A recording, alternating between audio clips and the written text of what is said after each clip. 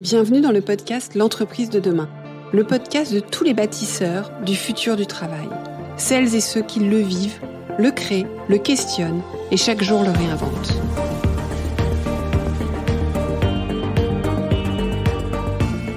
Une entreprise plus vertueuse et soucieuse de son impact social pour une société meilleure.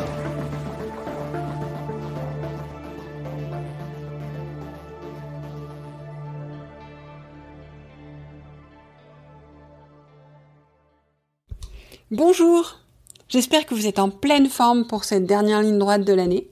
Je vous souhaite la bienvenue dans ce nouvel épisode. Alors aujourd'hui, le jour de sortie de l'épisode, c'est le jour de Thanksgiving, donc je voulais en profiter pour vous remercier. Vous remercier d'être de plus en plus nombreux à écouter le podcast, vous remercier d'être de plus en plus nombreux à le noter et le commenter, parce que vous savez combien c'est important pour que ce podcast dure, continue. Combien ça m'aide aussi à comprendre dans vos commentaires ce qui vous plaît et qu'est-ce que je peux apporter en plus. Et vous remercie aussi de vous abonner aussi de plus en plus nombreux parce que c'est ce qui permet aussi de promouvoir le podcast et accessoirement que vous ne manquiez pas les épisodes précédents. Et vous remercie aussi d'être de plus en plus nombreux à vous abonner. Chaque jour, j'en ai des dizaines en plus d'abonnés à la newsletter du podcast que j'ai créée il n'y a pas si longtemps que ça, dans lesquelles je vais partager de plus en plus les coulisses. J'essaie de vous parler aussi des thématiques qui arrivent, de vous reprendre les points clés des podcasts minutes du lundi, voilà. Donc, pour tout ça, un grand merci. Alors, une information complémentaire pour répondre à nombreuses de vos questions.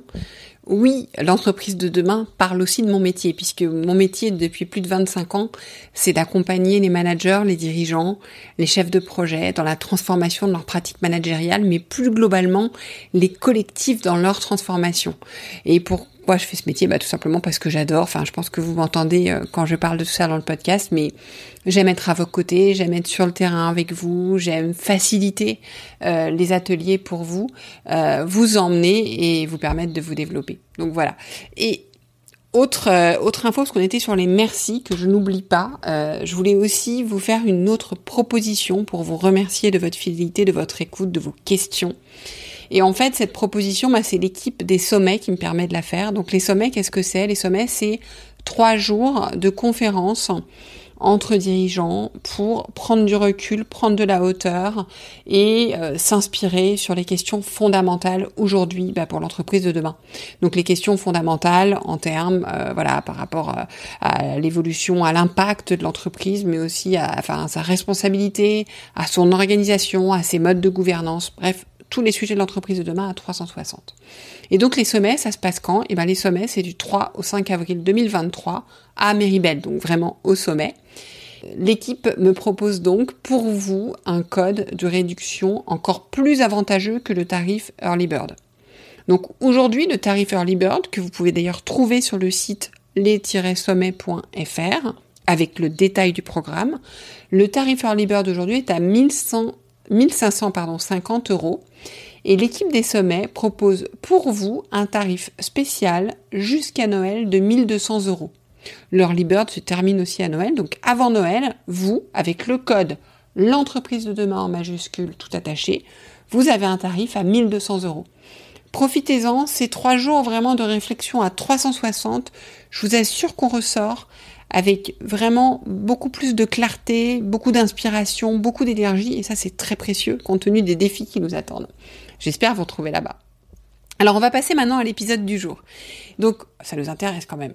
Donc aujourd'hui, je suis ravie de recevoir Rémi Bettier. Rémi Bettier est le directeur général de Carrefour France. Donc a une certaine responsabilité en tant qu'employeur, et j'ai été impressionnée par la conscience de Rémi qui est assez aiguë, conscience à la fois des besoins de son entreprise aujourd'hui pour rester performante en servant bien sûr au mieux ses clients, mais aussi en répondant aux enjeux de la société, en rendant la confiance que lui donnent ses actionnaires, sans lesquels elle n'existerait pas, mais aussi ses collaborateurs, sans lesquels elle n'existerait pas. Et Rémi incarne vraiment cette conscience. Donc, vous allez voir, il nous parle de ce qu'il a mis en place, une partie de ce qu'il a mis en place chez Carrefour France, mais aussi dans d'autres pays de Carrefour où il travaillait précédemment. Il nous parle aussi, j'aime beaucoup, de la relation de l'entreprise et du collaborateur, du rôle d'intégration du collaborateur et en phase d'inclusion de l'entreprise. Il nous parle aussi de l'école des leaders qu'il a mis en place, qui pour lui est l'école de la non-discrimination et de la promotion interne. Rémi est quelqu'un qui croit fondamentalement dans l'importance de permettre l'apprentissage à tous âges. Et il nous parle aussi de l'effet Picasso. Alors ça, je ne vous en dis pas plus, je vous laisse l'écouter et découvrir. Bon épisode! Bonjour Ami. Bonjour Delphine. Merci beaucoup de m'accueillir au siège de Carrefour aujourd'hui. Vous êtes la bienvenue.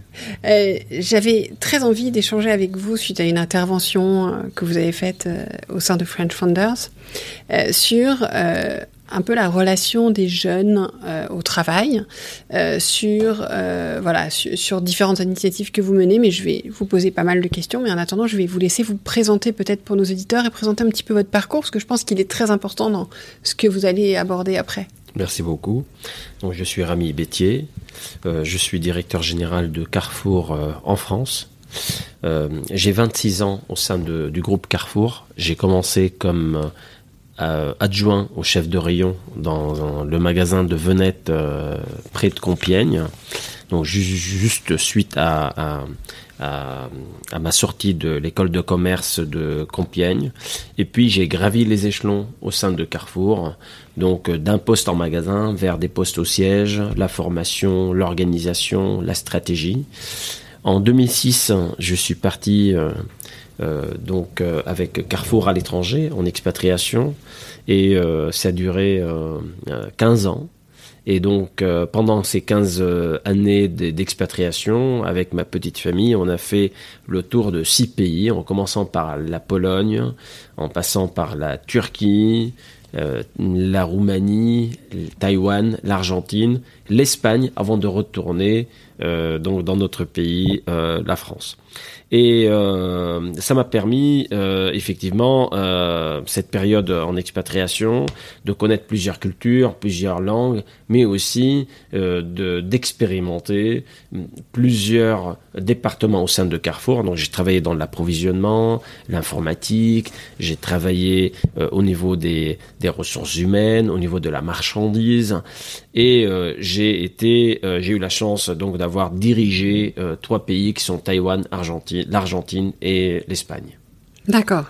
Donc un parcours très riche et des convictions que vous allez partager avec nous aujourd'hui que je trouve très intéressantes. Donc première chose, c'était un petit peu vous dire quel est votre regard sur... On parle beaucoup de la problématique de la relation des jeunes au travail. Est-ce qu'ils ont envie de continuer à travailler? Dans quelles conditions? Comment?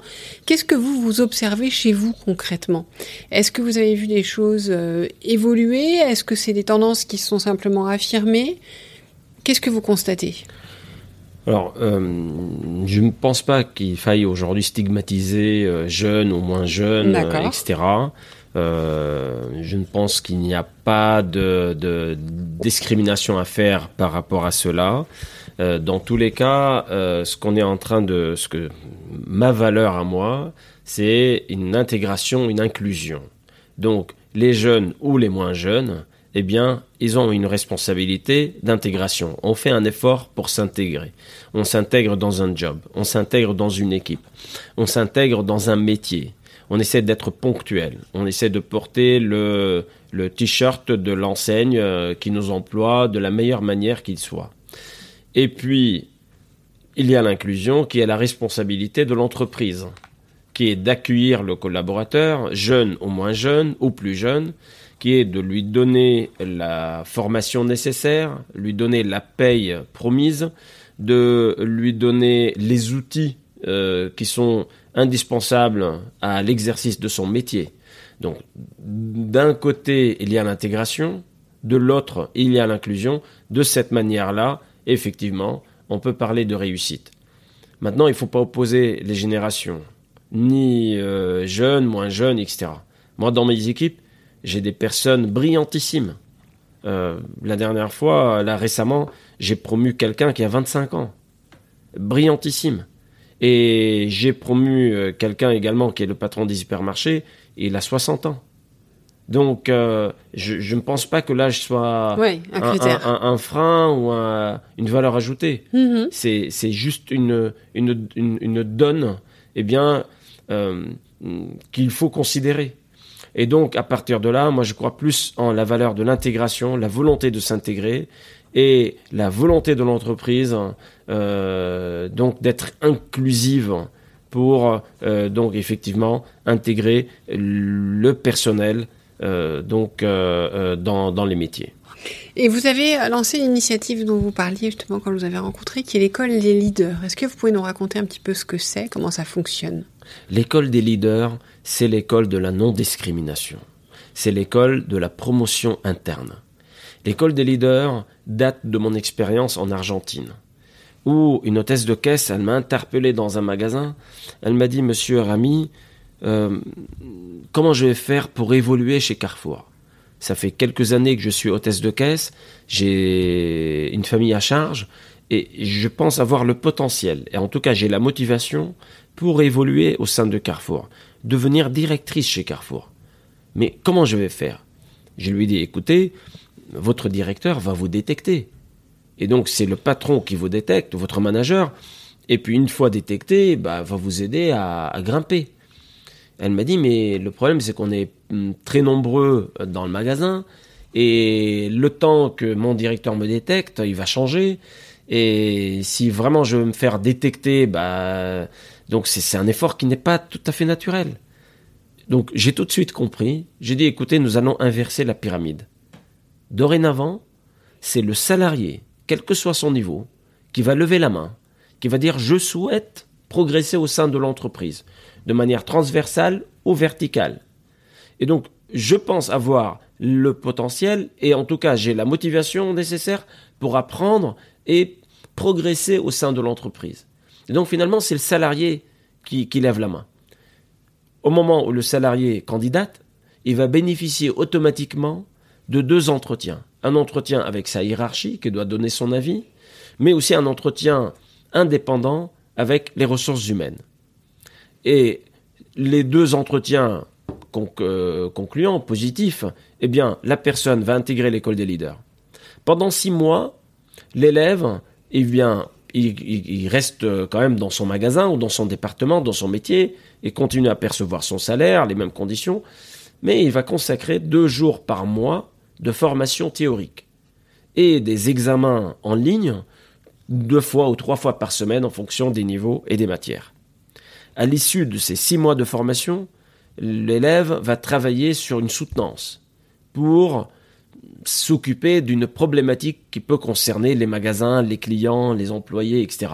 Et apporter une solution, une vision par rapport à ça. Et souvent, quand j'ai participé à des soutenances, effectivement, on trouve des diamants, des choses qui sont extraordinaires, des idées extraordinaires. Et donc, l'école des leaders est créée en Argentine. Après, j'ai poursuivi exactement la même initiative en Espagne et maintenant en France. J'ai appris aussi que mes collègues en Roumanie et en Italie, ils sont en train de lancer l'école des leaders. Donc, c'est vraiment une fierté. C'est probablement ma plus grande fierté au sein de Carrefour d'avoir créé cette école des leaders. Notre président Alexandre Bompard, il a annoncé lors du plan stratégique 2026 que l'école des leaders, elle devient celle du groupe. Et donc, avec plus de 5000 salariés déjà promus grâce à l'école des leaders. Alors, pourquoi je dis que c'est l'école anti-discrimination ? Parce que cette école, elle ne vous demande pas de dossier. Elle ne vous demande pas de CV. Elle ne vous demande pas de diplôme. Elle ne vous demande pas votre âge. Vous n'avez aucune information à renseigner sur vos origines, à qui vous ressemblez, quelle est votre taille. Tout cela, on ne s'en occupe pas. Quelles sont vos orientations, vos croyances, on ne s'en occupe pas. On ne s'occupe que d'une chose. Avez-vous la motivation ? Avez-vous le potentiel de grandir chez Carrefour ? Eh bien, la réponse est oui. Eh bien, la réponse de la société doit être inclusive. Eh bien, vous donnez les moyens d'évoluer. Au sein de Carrefour France maintenant, on est à plus de 1000 élèves qui ont grandi avec Carrefour. Et moi, je suis très heureux de voir aujourd'hui cette diversité d'origine au sein de l'école des leaders que j'appelle autrement l'école de la non-discrimination. Oui. Et ça fait tout à fait écho à votre approche entre la notion de responsabilité du collaborateur et d'inclusion de l'entreprise, parce que vous les engagez là à prendre leurs responsabilités aussi, quelque part. Exactement, c'est la volonté, effectivement, parce qu'il faut une volonté d'intégration. Ça ne peut pas, on ne peut pas compter que la société qui est inclusive, ou le collaborateur qui va faire des efforts énormes. Si en face il n'y a pas de société inclusive, il va perdre confiance, ce collaborateur. Il va se sentir exclu de la société. Ouais. C'est pour ça qu'on parle d'inclusion et pas d'exclusion. Parce que l'exclusion, elle est nocive pour la petite société, mais aussi la grande société. C'est clair. Et effectivement, on est bien sur une relation. Et puisque dans cette école des leaders, vous êtes prêt à accueillir toute personne sans demander de CV, ce qui, je trouve, est une approche extrêmement intéressante, est-ce que dans le recrutement, vous avez cette même approche ? On parle de plus en plus de recruter par les soft skills, en fait, en s'intéressant plus, et quelque part, c'est ce que vous faites là, parce que quand vous parlez de motivation, de responsabilité, on est bien sur des soft skills, notre capacité à se prendre en main, à se développer. Est-ce que dans le recrutement, c'est quelque chose que vous commencez à faire ? Nous recevons chez Carrefour France plus de 400 000 CV chaque année. Waouh.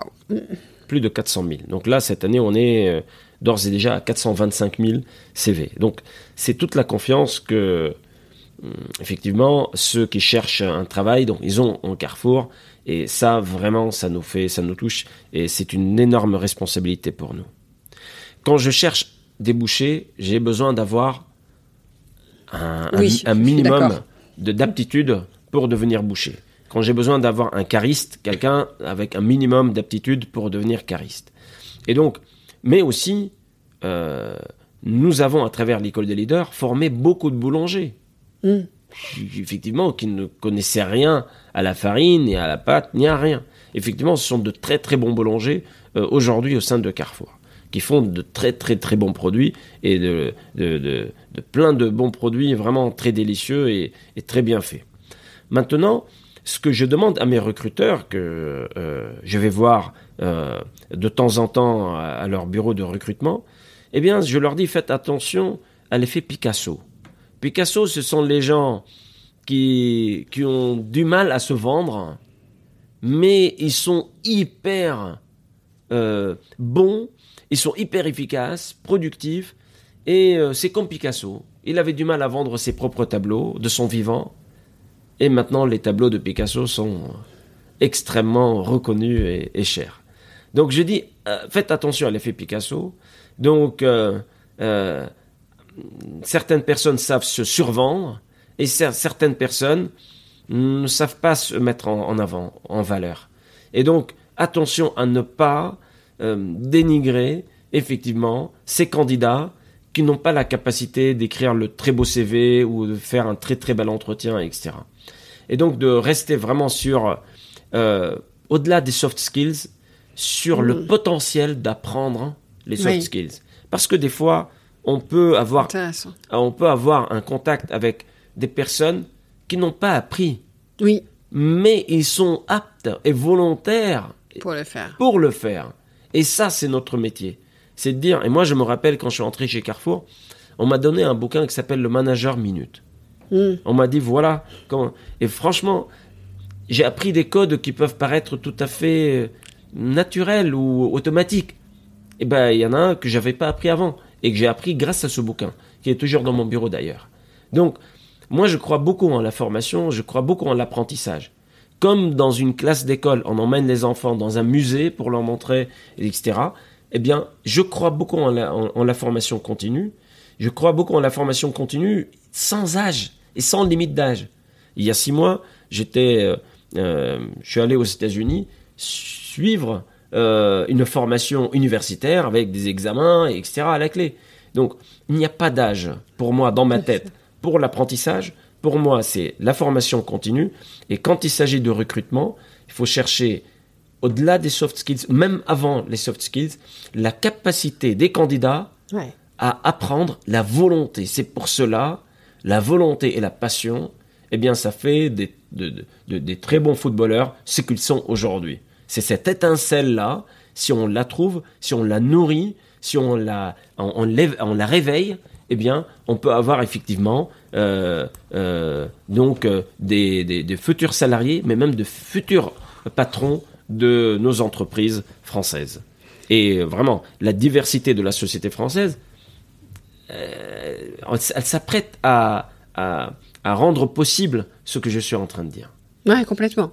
Mais je trouve que quand vous dites de trouver, nourrir l'étincelle, c'est aussi une réponse justement au désengagement de certains. C'est-à-dire que peut-être que si certains se désengagent, c'est qu'on n'arrive pas à les aider à trouver cette étincelle. Parce que je pense que potentiellement tout le monde je pense que du talent, potentiellement tout le monde en a. Le tout, c'est de pouvoir arriver à l'exprimer, arriver à l'identifier, arriver à le comprendre et qu'il soit nourri, en fait.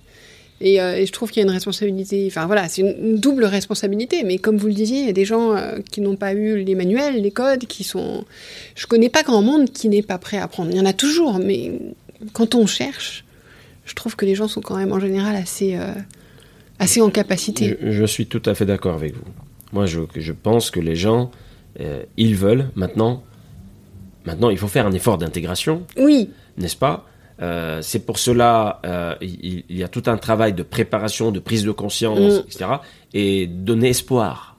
Donner espoir, c'est hyper important. Ouais. Parce qu'en fait, il n'y a rien de pire que de perdre espoir. Ouais, je suis d'accord. De dire, avec mon nom, j'arriverai pas à décrocher un travail. Avec mon adresse, j'arriverai jamais à décrocher un boulot. Et ça, il faut donner un espoir. Mais de l'autre côté, effectivement, il y a un minimum d'efforts à faire, n'est-ce pas ? Et aussi, en face, en trouvant une société inclusive, ce que Carrefour veut être, une société inclusive, avec la diversité des origines, Alexandre Bompard en parlait lors de la présentation du plan stratégique 2026, eh bien, l'inclusion, l'intégration ensemble résolvent ce problème-là et beaucoup d'autres problèmes cachés qu'on peut éviter au sein de la société dans le sens sociétal du terme. C'est intéressant parce qu'il y a un rôle... moi, je crois beaucoup dans l'évolution de ces choses-là, parce que c'est ce que vous évoquez. Je pense que c'est essentiel et je crois beaucoup au rôle modèle. Et Carrefour, forcément, on regarde. Donc, c'est ce qui m'avait frappé chez vous. Et je pense que c'est important. C'est pour ça que je suis ravie de vous faire parler sur le podcast, parce que je pense que c'est important de partager ces choses-là qu'on connaît mal. Et donc, j'avais envie de vous demander aussi, quel est votre rêve pour Carrefour France ? Vous avez envie de l'emmener où ? Alors, je vous parle pas de questions d'ego. Je vous parle justement dans ce qui vous anime, dans cette envie de faire, de permettre aux gens de se développer, de permettre aux gens de prendre une place chez Carrefour, de permettre à Carrefour de prendre une place dans la société, bien sûr de se porter bien économiquement, parce que si Carrefour se porte pas bien, il ne peut pas contribuer à quoi que ce soit. Donc quelle est votre envie à vous ? Alors, c'est très simple. Mon rêve pour Carrefour est de remettre les personnes au centre de nos priorités. Et donc, en anglais, on dit « people ». Donc, remettre les personnes au centre de notre intérêt, de notre stratégie, de notre culture. Donc, le client, apporter un niveau de service inégalable. Mmh. Et là-dessus, si je prends Carrefour France, on a fait d'énormes progrès et il nous reste beaucoup à faire. Quand je compare ce que j'ai pu vivre dans d'autres pays en termes de services et en matière de services. Je pense qu'on a encore beaucoup à faire en utilisant plus le terme « oui ». Oui, je peux vous aider. Oui, vous pouvez trouver le produit. Oui, vous pouvez le retourner. Oui, vous pouvez faire ça. Oui, je peux vous le livrer à domicile. Oui, etc. Le oui au client. Et ça, c'est hyper important. Donc, nous avons fait d'énormes progrès ces derniers mois. Et il nous reste à faire. Et mon rêve, effectivement, c'est d'upgrader la société française à travers Carrefour France en faisant de Carrefour un exemple de service aux clients. Après, la personne aussi, c'est le salarié. C'est l'émancipation des salariés. Que le salarié qui vient travailler le matin, qu'il vienne avec le sourire. Et qu'il ne vienne pas avec l'angoisse ou l'anxiété. Qu'est-ce qui m'attend, etc. Qu'ils viennent avec le sourire. On a fait d'énormes progrès et il reste énormément à faire. Et ça, je pense que c'est un travail de longue haleine. Eh bien, ça commence par moi-même en tant que leader de Carrefour France, eh bien, et en passant par le dialogue social, par la formation des managers intermédiaires, par la qualité du recrutement, la formation, garantir les moyens et les bonnes conditions de travail. Également, dans la définition de personne, je mets également l'investisseur. Parce que l'investisseur qui a fait confiance à Carrefour, et il a mis son argent chez Carrefour, il aurait pu le mettre ailleurs. Et donc, moi, je dois le remercier donc d'avoir choisi le purpose, la raison d'être de Carrefour pour investir dans cette société française. Eh bien, il faut absolument que je lui retourne le retour positif de son investissement. Pas seulement financier, mais aussi par rapport à toutes les valeurs que véhicule Carrefour, en création d'emplois, en formation, en service client, en valeurs véhiculées au sein de notre société. Je mets aussi dans les personnes tous les fournisseurs, les producteurs, les éleveurs, donc les logisticiens, toutes les parties prenantes de notre écosystème. Et l'environnement.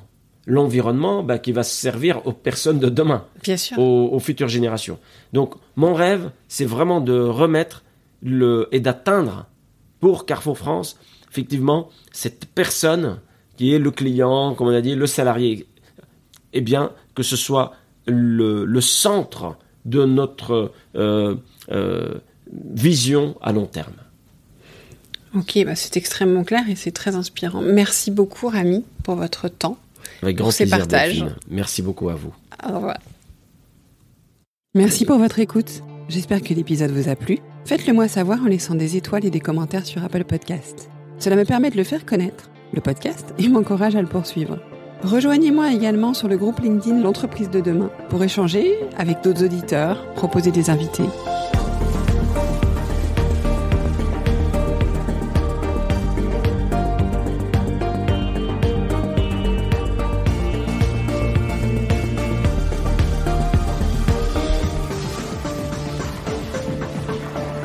Je vous donne rendez-vous jeudi prochain pour un nouvel épisode.